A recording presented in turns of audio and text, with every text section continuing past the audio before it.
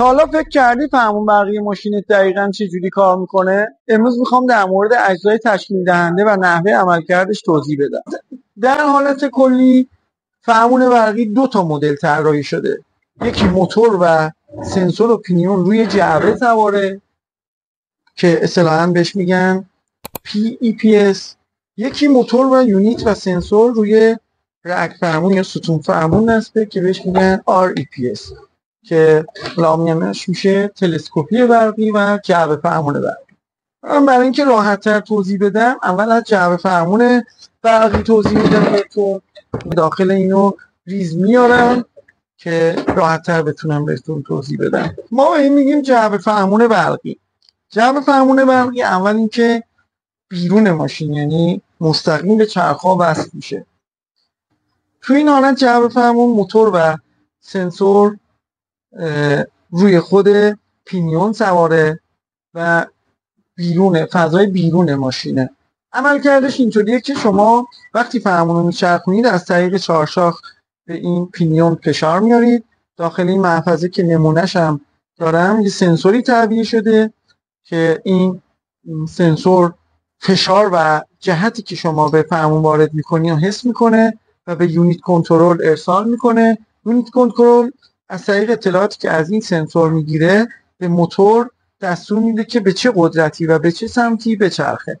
عملکردش اینطوریه که وقتی موتور میچرخه یه قطعه به نام حالا ماردون یا پینیون هم بهش میگن، این پینیون رو میچرخونه، این پینیون چرخدنده رو میچرخونه و پایین این چرخدنده باز پینیون شونه ای رو چپ و راست میکنه که در نتیجه جعبه فرمون ما از طریق این قلقلیا به چرخ بسته چرخ ها رو جهت میده. ولی معایبی که داره، یکی از معایب مهمش اینه که این فضای بیرون زیر ماشینه و در اثر حرارت، در اثر آبخوردگی، رطوبت، خرابی میتونه زیاد داشته باشه. این نوع جعبه فرمون روی ماشینایی مثل دنا و 207 و تاران نصب شده.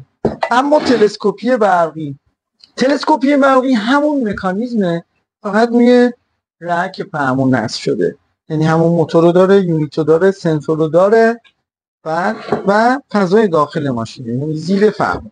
بیشتر ماشینای کره‌ای، ژاپنی، اکثر ماشینا تلسکوپیشون برقه و حسش هم اینه که جوری جاش محافظت شده از رطوبت یا ضربه و حرارت بهش نمیخوره.